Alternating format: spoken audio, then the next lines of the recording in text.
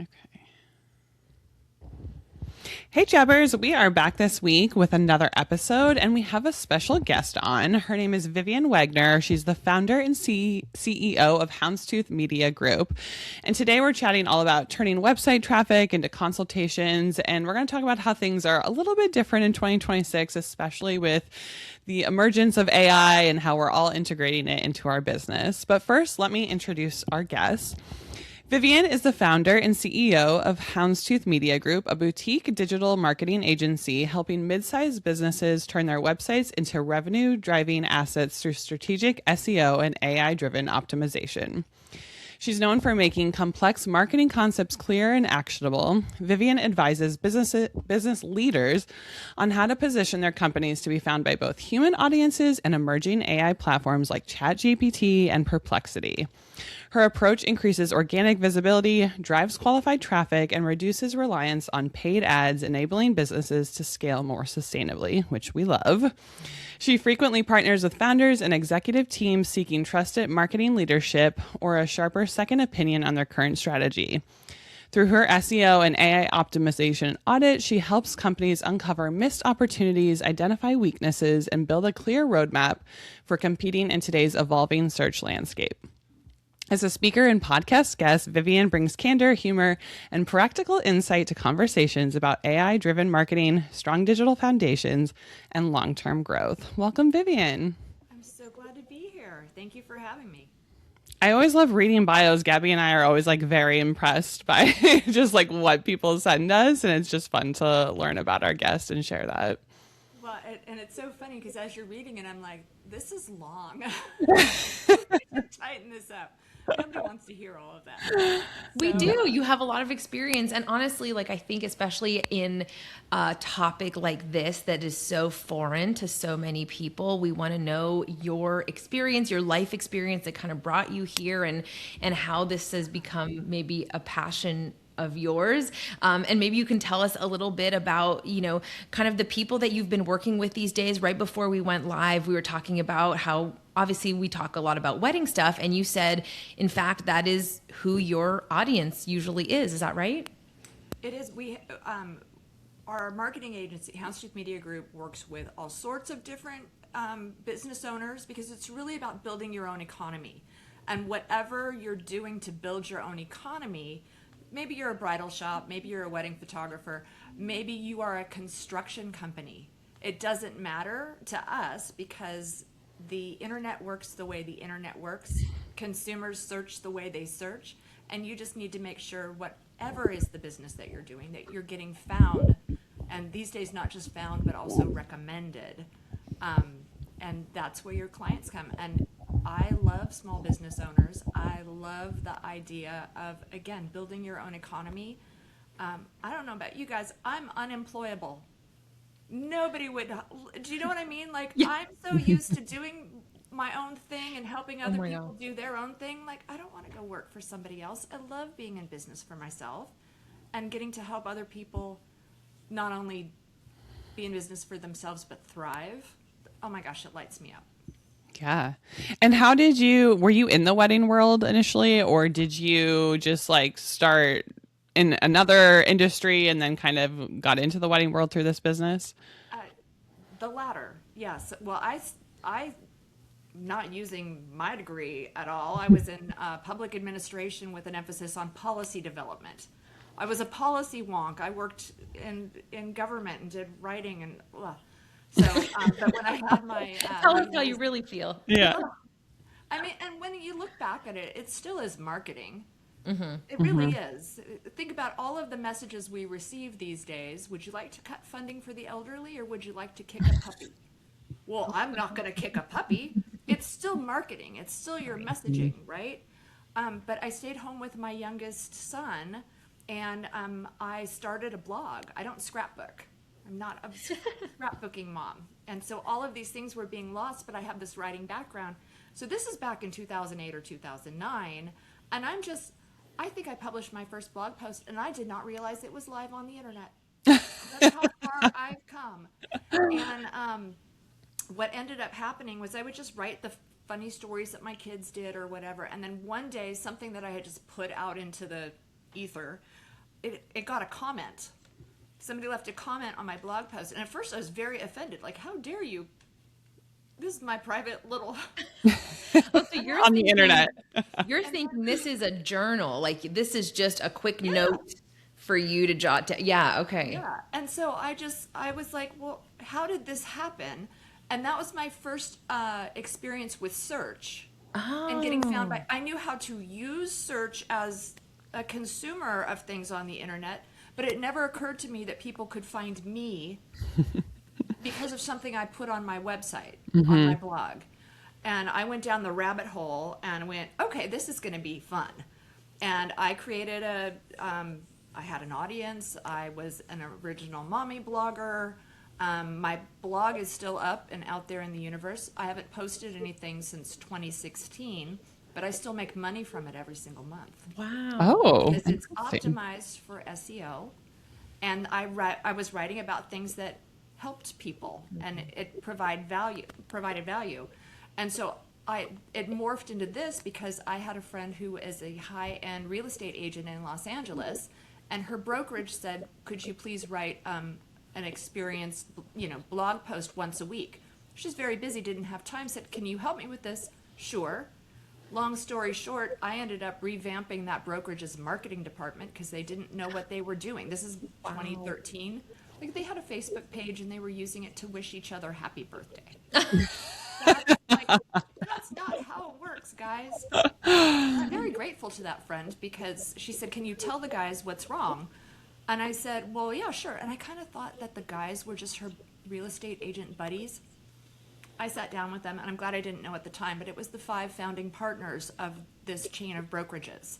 High End, Bel Air, Beverly Hills. And I was just like, you guys are doing it wrong.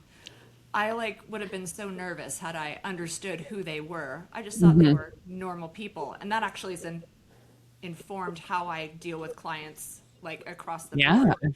But this friend sort of proverbially kicked me under the table and shot me a look, and I was like, "I'll get you a proposal." And she helped me write the proposal, and she said, "Pick a number," and I said, "Okay, how's this?" She goes, "Great, triple it." What? I'm a mommy blogger. What? But that's where we have to remember that our expertise and the value of what we know, just because it might come easy for us or we might understand it, that's why you always have to charge what you're worth based on the value you bring. So that was a really big lesson for me. And so I started out working, only with this brokerage, and then their individual agents started coming to me. And then I was like, I'm just one person. So I started hiring some of my blogging friends. And before you know it, it went from my dining room table, this little one-woman show, to now we work with clients nationally. I have a team of 16 really amazing people. And we work with companies all over the United States. I feel like you're kind of, in this day and age, you're like a hairdresser, for example, because a hairdresser will never run out of work, right? Hair will continue to grow. And you're kind of the modern day and age business of the hairdresser, where there will always be a digital need nowadays. And especially with AI coming in, the amount of information that one business owner is getting that's not even on our radar to deal with Right. is something I think everyone's considering outsourcing. But to jump right into this topic, because there's so many things I know both Carrie and I want to ask. What would you say based out of everyone you've been working with, and it doesn't necessarily have to be in the wedding industry, but you might have seen a trend, is like the biggest mistake that you see business owners make when they're trying to turn website traffic into inquiries? Because I think a lot of us have been taught a little bit about blogging, especially the wedding industry. That's something that's very prominent in education topics. And a lot of us are able to get that traffic to the website, but they're really having a hard time converting into real leads. Yes, absolutely. So that comes down to clarity about who you serve. So, yes, let me start over. SEO is still important. I heard a speaker the other day say SEO is dead. I'm like, oh, perish the thought. It absolutely is not dead, because AI doesn't pull its answers out of thin air. if you go, put in a Google search and you get that AI summary, which we all do now, right? And then we get our answer right there in the search results. That is called zero click, right? You don't need to click over to the website and read the full blog post because they've just summarized it for you right there in the AI summary. We're all doing that. And then if you go directly to Claude or ChatGPT and you ask that same question, you're now having this conversation. You still don't need to click over to the website. So blogging will get you noticed, but you have to be blogging correctly and clarity. So for example, if you want to attract a high-end bride, whatever your wedding planning, bridal shop, photographer, you want to attract that high-end bride, but you're getting nothing but brides on a budget, you have a misalignment in your messaging. And it is your blog content, it is the content on your website where you can start honing in on who it's right for, right? Because when you're getting the wrong client, it's not her fault. It's your fault because you're not clear about who you serve. And SEO is often like, oh, it's definitely not sexy, right? Nobody wants to talk about SEO because it's foundational. It's much more fun to talk about something that's shiny on TikTok. But this foundational SEO, it's going to provide the structure that you then get to fill in with the nuance and the detail. Does that make sense? Yeah. Yeah, and a quick follow-up to that. So I think what you said was really interesting about what we're blogging about is where maybe sometimes the misalignment comes in with the level. I'm thinking about the financial commitment of a client, like you said, and I have found this to be true for any time I blog about something that's educational in a very basic way. So for example, if I say, a checklist, here is a complete checklist on how to plan your wedding. That means the DIY bride who wants to plan her own wedding is attracted to that blog post. Whereas my luxury bride is not, she doesn't want the checklist because she wants you to do it for her. So the content, that makes a lot of sense. Like the content has to be different. What is it? We have to think about what is it that luxury bride cares about and topics that she might want to read about that we can tap into, as opposed to continuously saying 5 ways to save money on your Right. blah, blah, If you are a high-end bridal shop, for example, and you carry nothing but couture designer gowns, if you have a lead magnet, get your DIY checklist on your website, you're attracting a bride who's going to look at your dresses and go, not for me. But let's say that, like a similar situation would be, and I'm spitballing here off the top of my head, but instead of DIY bride checklist, the 10 things you can do to elevate your reception with, a signature cocktail, I don't know, spitballing, obviously. But that is where you need to be able to really know who you're trying to attract. And this is also where local comes in. Because if you are a bridal shop in Florida, it will not help you to attract a bride from Washington State. She's not going to buy her dress. She's not going to go to Florida and buy her dress from you, right? The traffic is helpful because, Google's like, hey, great, good information on this site. I understand who you are, who you're for.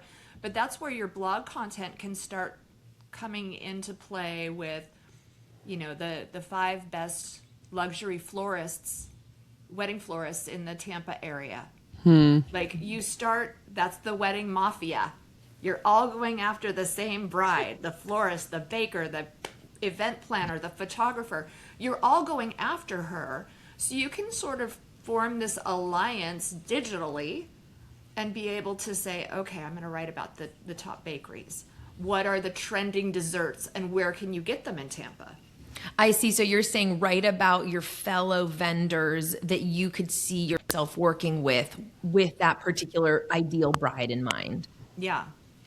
Yes, absolutely. It's almost, yeah, it's like higher quality freebies, so to speak. Because I feel like Gabby and I are probably in the same boat of like, we've been taught to like give these freebies, build your email list, and like some of that might be the wrong messaging to that DIY bride that we're not necessarily wanting. So it is like elevating whatever free downloads you're giving away to draw them into your website and luxury experience.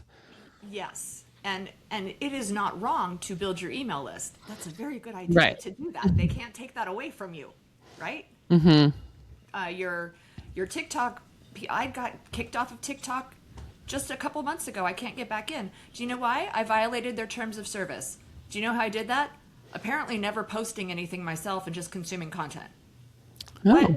But I'm yeah, I don't have my TikTok things that I liked to watch as a human being. I had my things I like to watch. I can't get back in.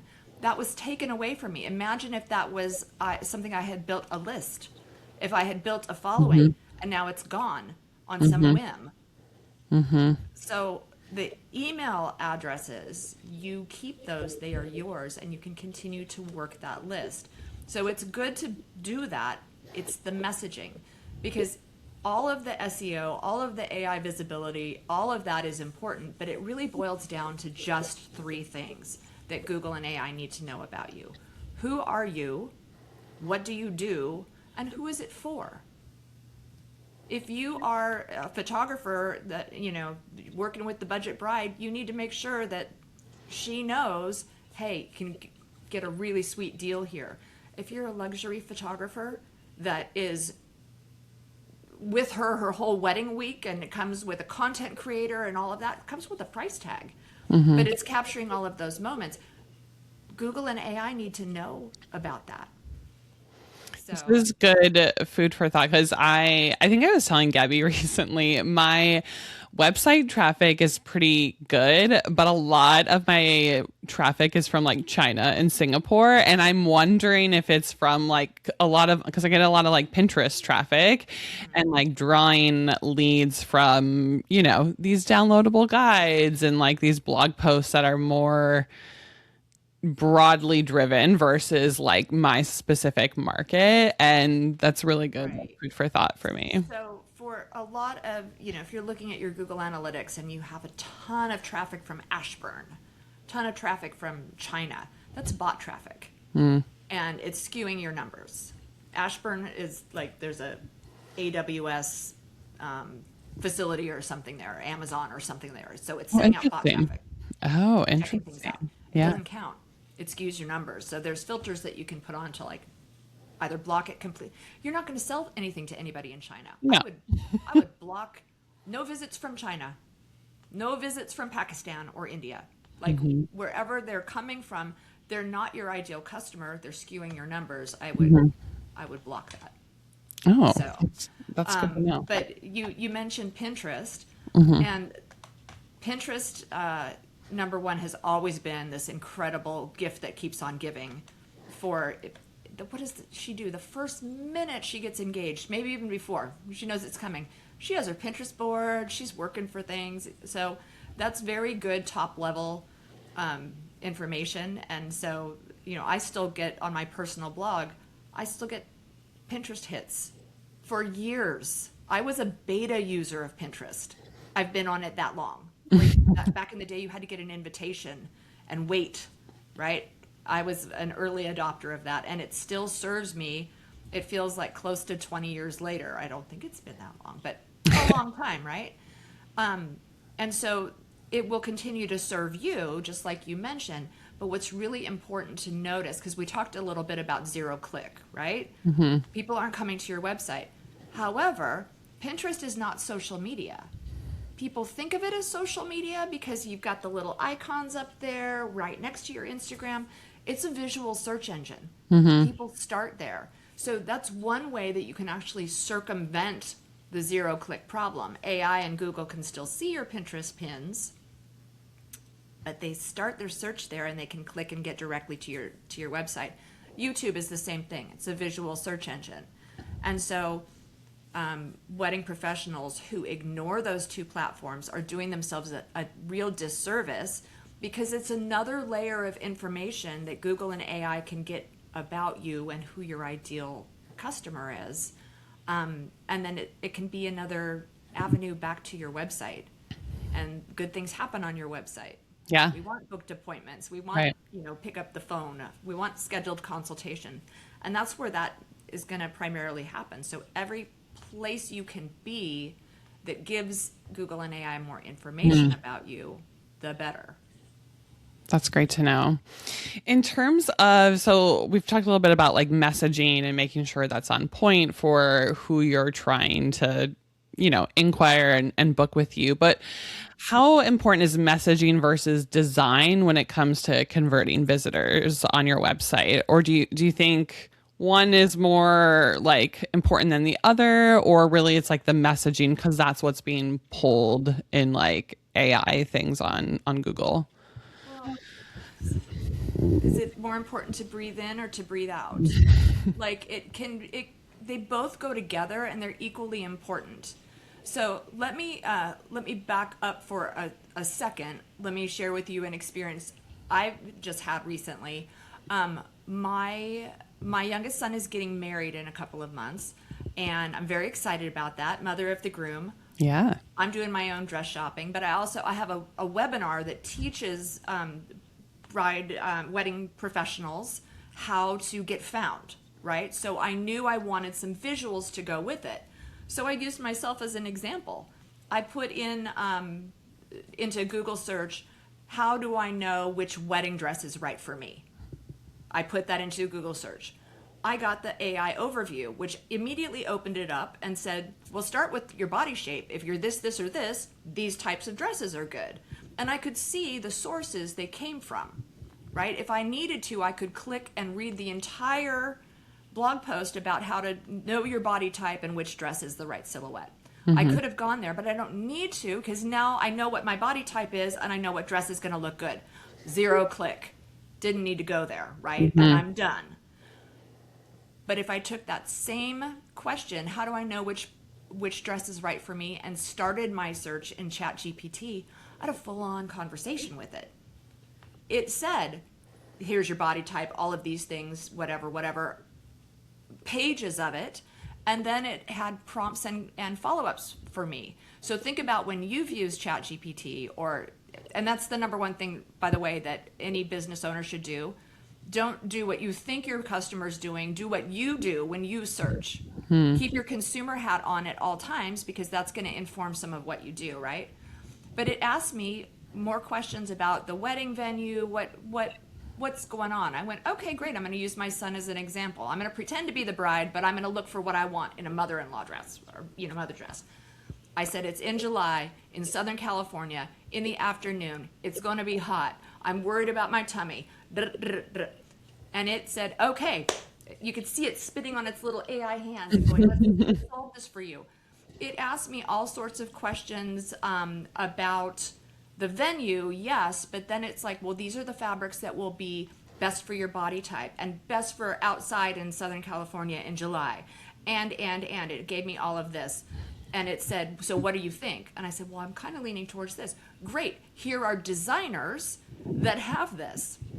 And because I'm asking about designers and continuing that conversation, any bridal shop that has those designers discussed on their shop or at least featured, it's informing AI, right? If I had said, well, I really want to keep my dress under $1,000, it would have been a different conversation.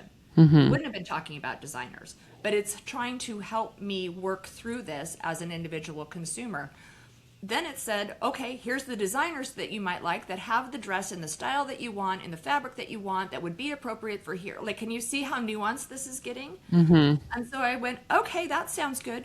Give me shops near me that have those designers and I can go visit them. Who would you recommend?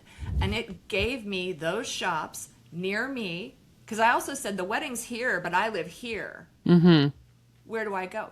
And it gave me 3 or 4 different shops, all of which were actually real shops that carried those dresses, and I could have clicked and made appointments directly from my ChatGPT thread. Well, okay, and this is a good example of the dress shops had to have that information somewhere Yes. for the search engine to find this.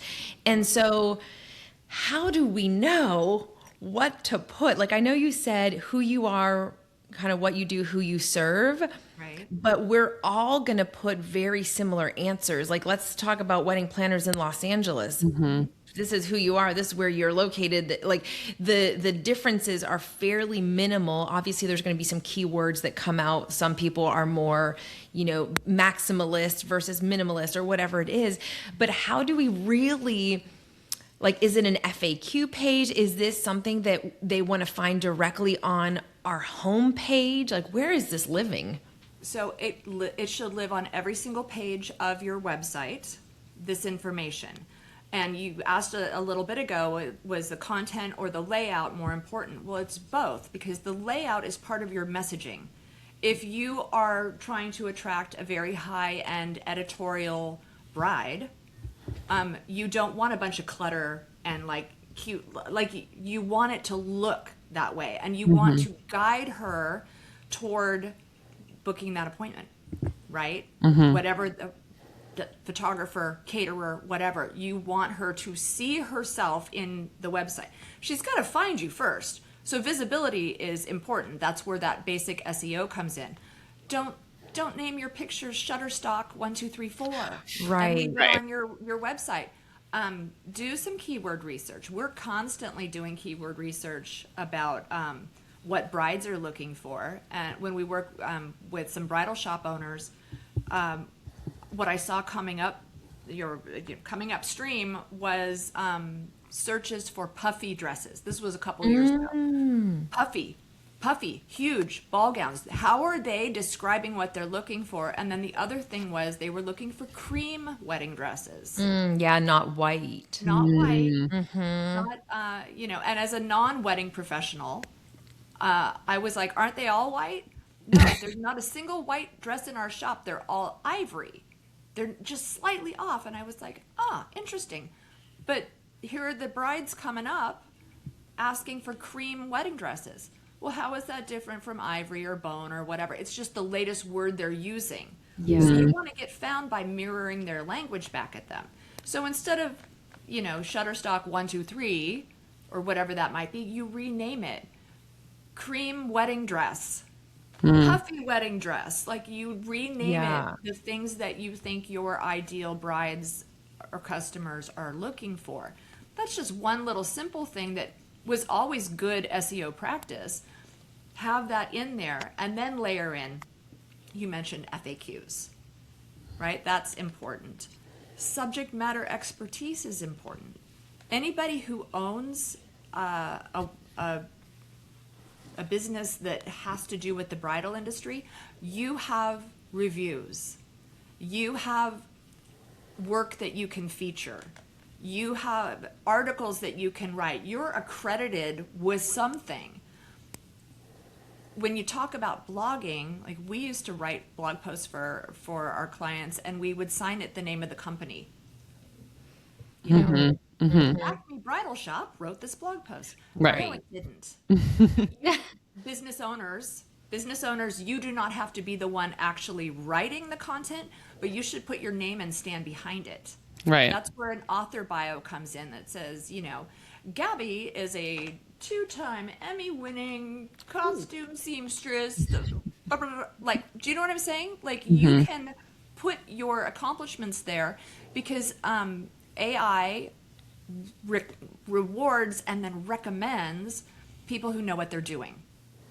So Should we be asking AI, what should I put? Like, if let's say we're really loading it with information, this is who I am, here's what I do, here's my dream client, like, as much information, and say, oh, how can you help me be found? Tell me exactly the words to put on my website, or the photo names, file names, all that kind of stuff. Like, will it help and give you valid information? It can. There are some AI platforms that are better at that than others, and I'm not even going to name them here because it will be different next week. You cannot possibly keep up with how quickly AI tools are changing.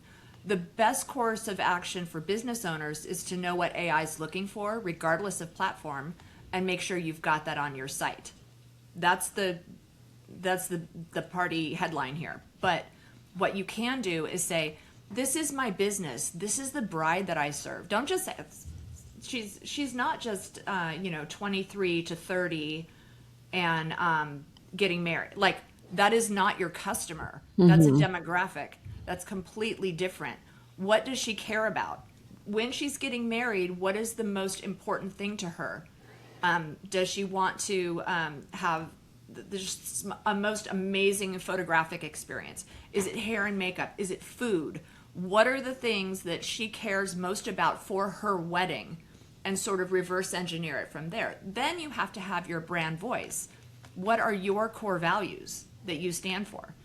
Every business, I don't care if you're selling ballet slippers or John Deere tractors, every business needs to have their core values and have them dialed in. Because that's how you display who you are to the world, and that's how you recognize wrong fit customers. Customers who don't, especially in service-based industries.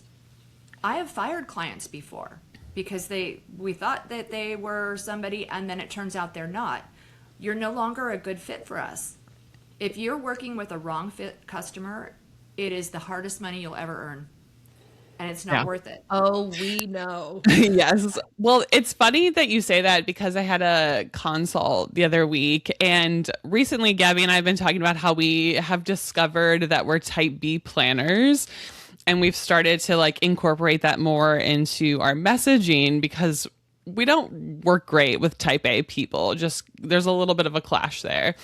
And so I have that on my website, but it was funny because in this consult, they were like, we're both very type A. And I was like, it's interesting that they booked a call with me, but I just felt like it was more of a red flag for myself to like know this information and be like, this might not be the best fit.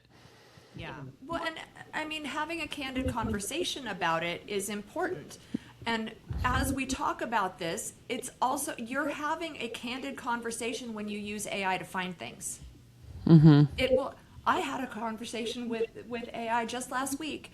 TMI. I had like some new skincare product, and it gave me a rash. I'm like, why is this product like not working nicely with what I've used for years? And I had to stop using everything. And I asked it what was going on, and I asked it for a recommendation for a different product that wouldn't have this particular irritant in it. And I didn't like what it gave me. I didn't like that answer. And I was like, well, no, I don't want anything that's a chemical. And it schooled me.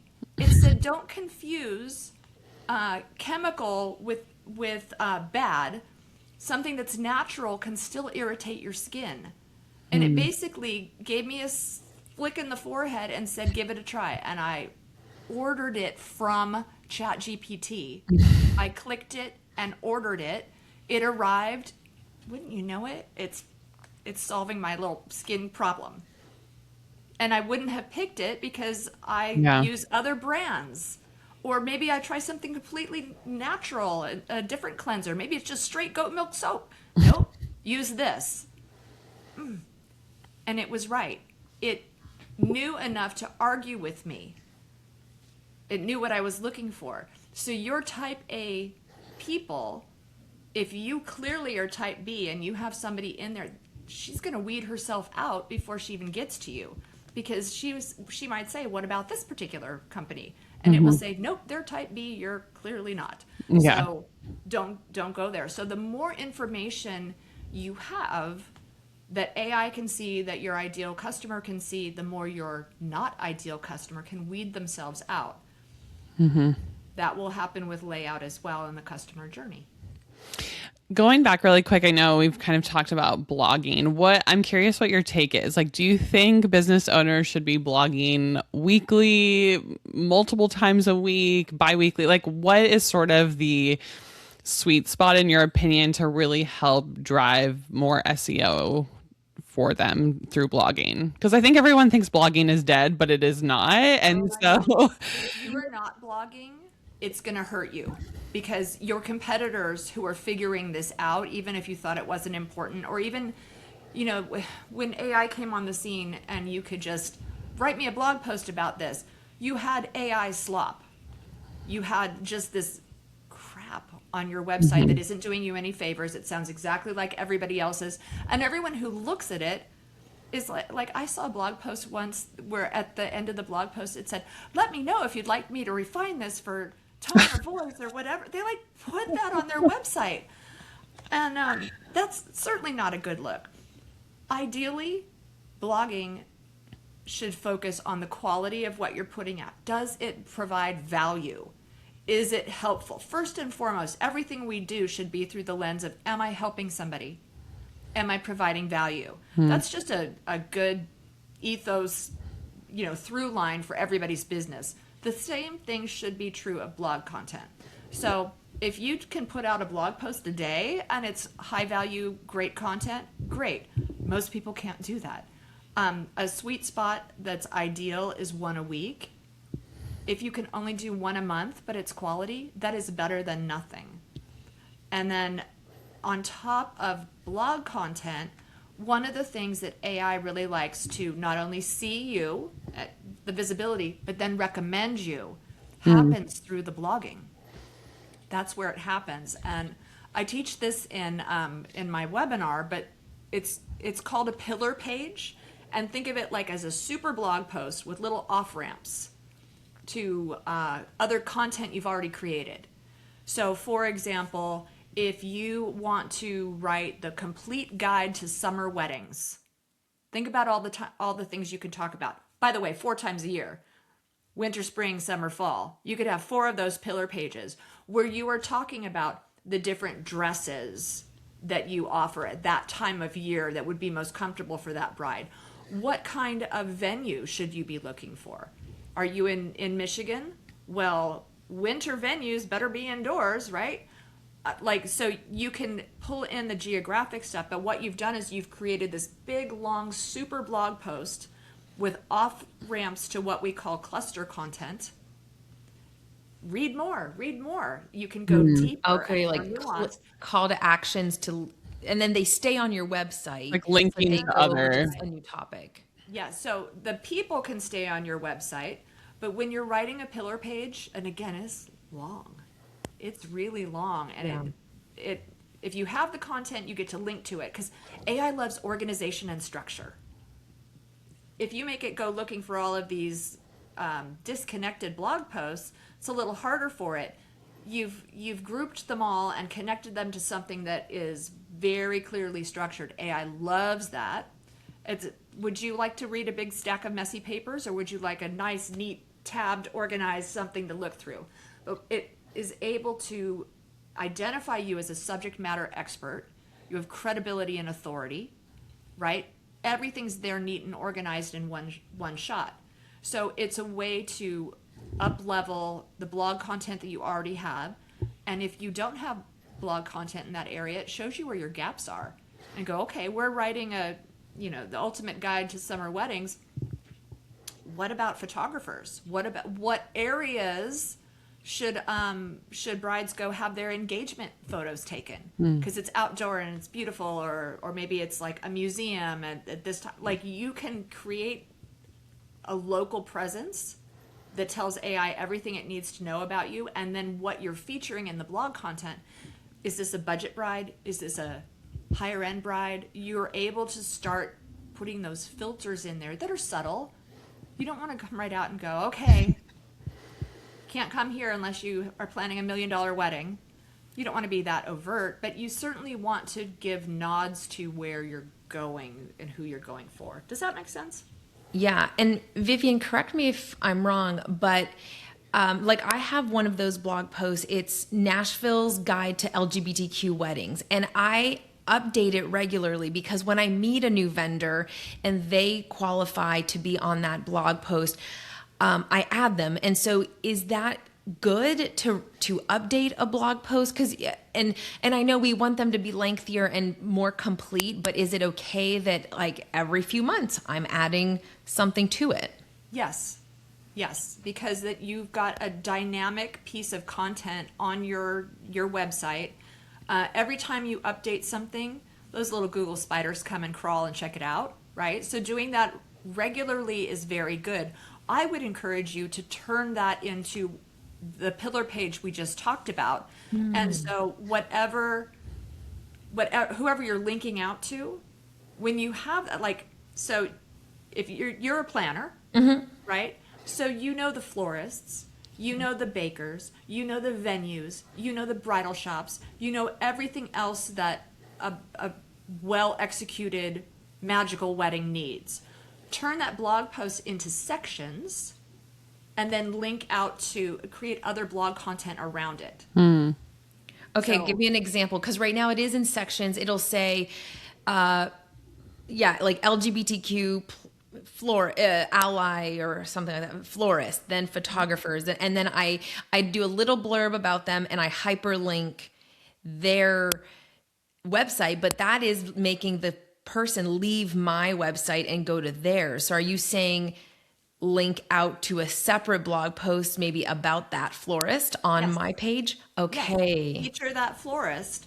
It doesn't have to be a huge blog post, but it can be like here's 5 reasons we love Acme Florist in Nashville. Okay. Here's 5 reasons we love this other florist here. And obviously you don't want duplicate content, but you're going to want to talk about what makes them special. Yeah. Right? And so you create content. You're still linking out to them in their individual blog posts. Got it. Okay. Right? So the first blog post links to the other blog post I created, and then from there I link out to their website. Exactly. Yeah. Now that might seem like extra work, and it is, but it's extra information for AI.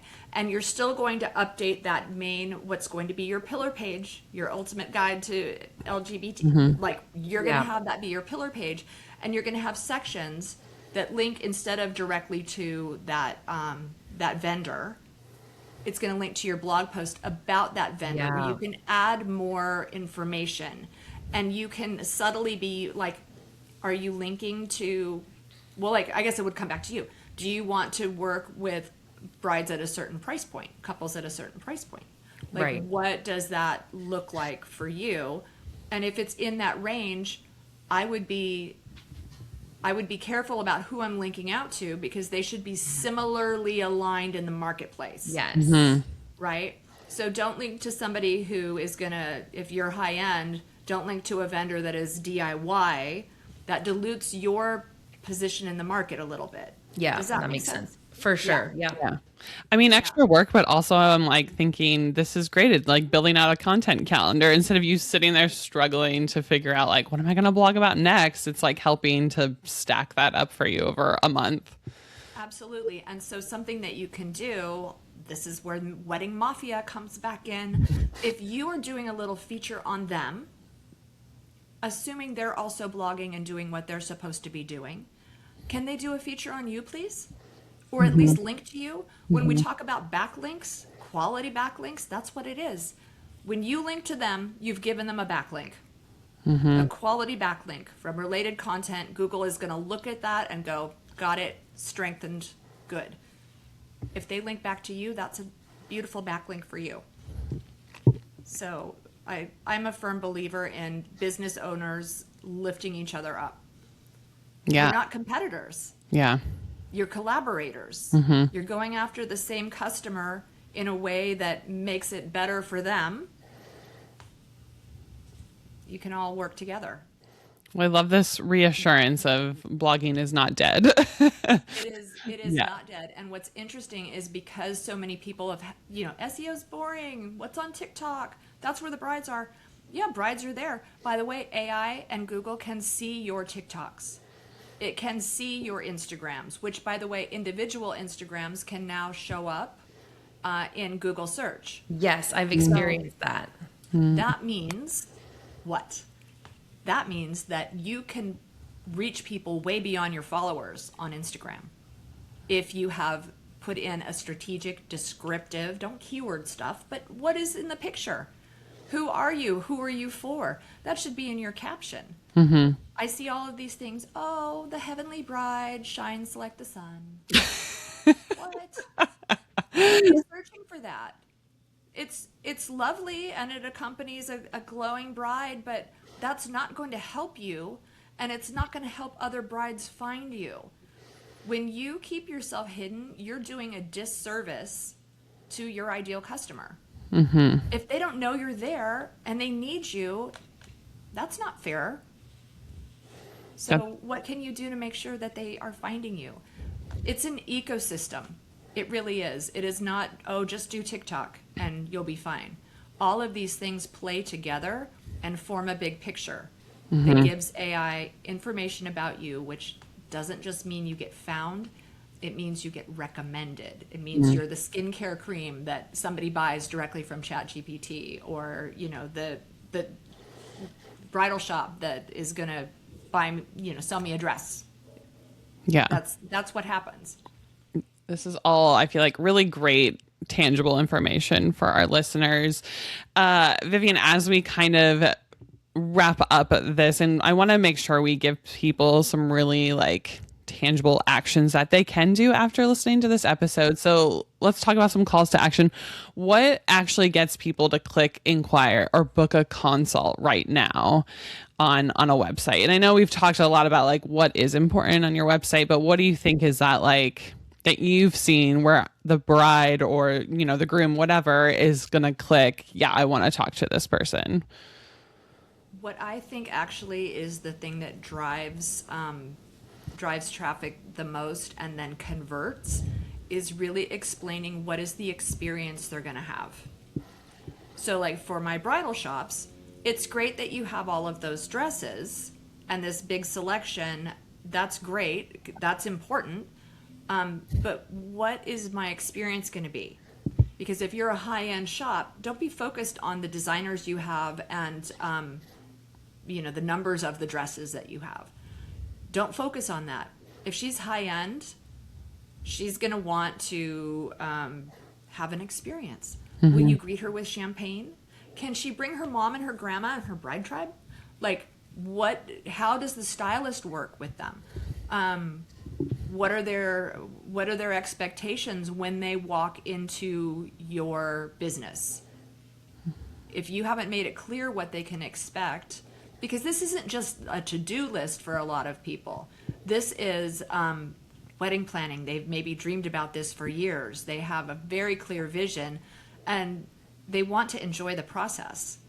So when you can make it clear how do we work with you? How do we walk you through that? They're more likely to click that schedule a consultation button.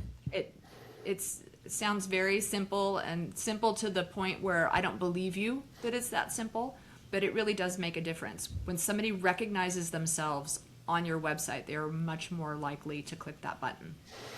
Certainly there's things to do with placement, like put it above the fold, don't like hide it, make it easy to tap, make sure mobile versions are working. Well, and I think that's something Gabby and I talk a lot about in our business of like, we're providing our clients with an experience.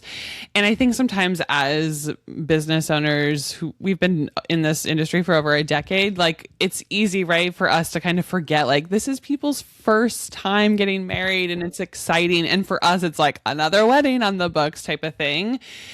And, you know, it's kind of like second nature to us. But I think if we can really truly remind ourselves, like each client is like, this is an exciting time for them. This is a new chapter in their life. And this might be the only time they get to experience this. And I think it helps us serve our clients better to remember we're providing them with an experience and how are we going to do that for them?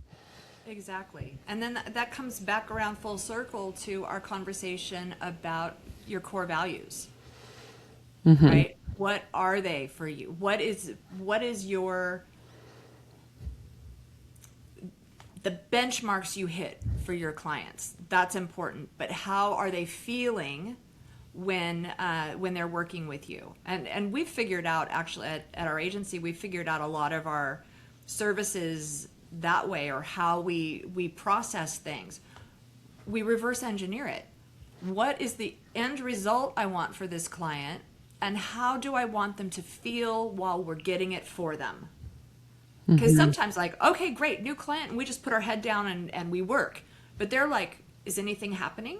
I can't see anything. Well, no, you can't see anything because we're doing this foundational work, which isn't necessarily very visible. So reverse engineering, we should have a touch point here.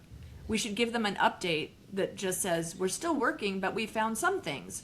Like, you create the beautiful process where they feel so cared for. And for the wedding industry, like the John Deere tractor guy, he's not looking for an experience. He's looking for stuff, just sell the tractor. But although he wants a John Deere, listen, as a wife who has a husband who loves John Deere, the man wants the John Deere experience. He will not take another brand.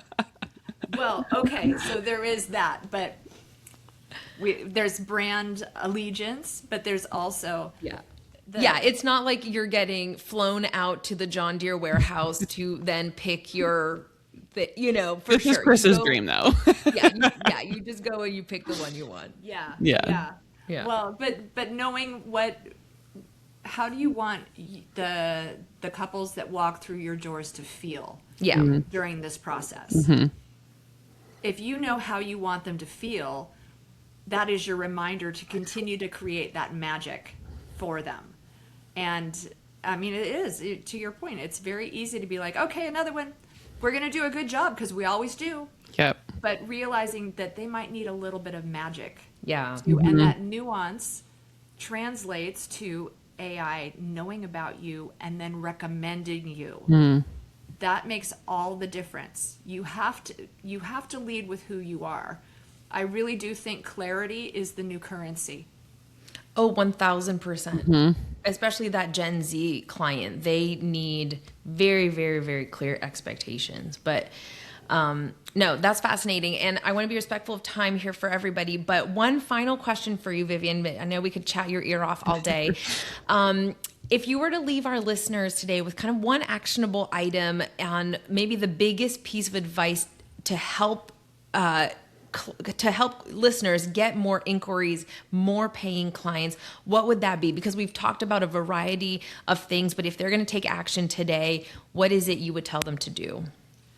The easiest thing would be to actually take your website and go ahead and go to ChatGPT or Claude or whatever, paste it in and say, tell me everything about this website and who you think their ideal customer is. Who are they looking to attract? Yeah. And then it'll probably give you something high level, and then say, okay, maybe just do it this way. Here's a link to a website. Don't tell it it's your website. Here's a link to a website. What do they do? Who are they trying to attract? Where are they? Because you're all location based. So where are you?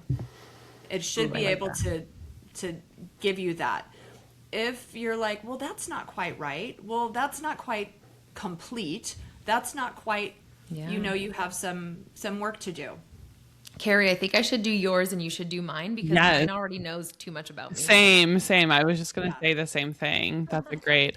It's funny because I did. I feel like this is where I argue with ChatGPT sometimes because I had it help me revamp my website a little bit, but then I went back a couple weeks later and it was telling me all these new things again, and I was getting upset because I'm you literally told me to do this and now you want me to change it again, but. So one of the things that I really like, and it's new to me. And by the way, this is why I see a lot of marketing agencies go, oh, here's the new tool. We'll help you with the prompts. It's going to be different tomorrow. I can't keep up with that. So we're on the side of let's make sure they find you. That's not changing. But it was new to me, and everyone's going to laugh when I say this, but Notebook LM. Never heard of Google products? No. Gmail? Yeah. Google Doc? It's right there. It's a Google product in your apps. And so the little 3 dots in a row, square of 9 where all your apps are. Yeah. Click it, scroll all the way down. You're going to see something that says notebook. And what it is basically Yep. is you can put in whatever inputs you want it to have. So put in your website, put in your branding and style guide if you have it, put in a spreadsheet with your numbers, you give it all of these sources, and it only looks at those sources. So, sometimes it'll hallucinate, like, where'd you get that number? What is Right. this? Why are you looking at that website? That has nothing to do with me. You can absolutely dial it in and curate only the information you want it to have. And so then you get to have don't use it to write anything. It's a terrible writer. It's not very creative at all, but it's accurate. Yeah. And Okay. that's the thing that is really, really helpful. It's really great at analysis. And we've started using it internally as a company because we build websites for people. We do marketing, all of that stuff. But we always start everything with an intake form for the client. And then we have a Zoom call, kickoff call, discovery call that can last up to 2 hours, depending on how much we have to talk about. We take the transcript and the running notes. We take any information we have about the client, because a lot of times what you think they do and what they actually do and their differentiators are separate. So Notebook also has, it will make you an infographic. In our case, we will take everything from that initial client discovery call, and it will make an explainer video about who the client is, who they want to reach, what are their differentiators, how do they do what they do. Because we have copywriters, we give the explainer video to the copywriter before we give them any other. I mean, it saves so much time. And so if Brilliant. you're working with multiple vendors, you can put in everything you know about your client and say, give us an explainer video of what this person's looking for. Give us an infographic. Give us a report, and it generates it right there, only using what you need it to. So it's good for like internal stuff where Yeah. we've created that content. We have had the conversations with clients, and then it can turn that information into stuff. No, that's brilliant. Now that you mention it, it was actually mentioned by a groom of mine recently. He used to work for Google. And so he was like, do you know about Notebook? And I was like, no, I've never heard of it. But yeah, it's worth diving into. It's so great. I love it. And you guys are producing this wonderful podcast. So when you're promoting your own podcast, take transcripts, take your different prep, and put it in and say, what was the main point of this podcast? That's What a are great some idea. nuggets I can pull out and share on as far as clips? It will do that for you. It's just a great game idea. changer. Yeah. Nice. That's great to know. Yeah.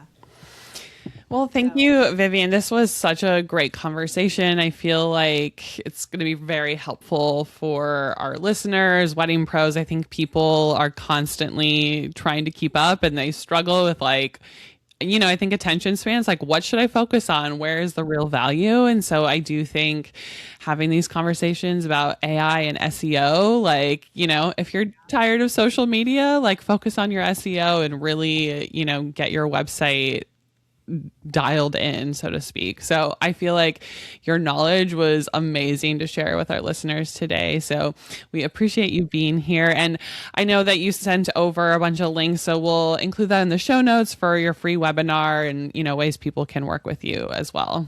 Absolutely. Well, and that webinar, I did it because I want people to know what they need to know.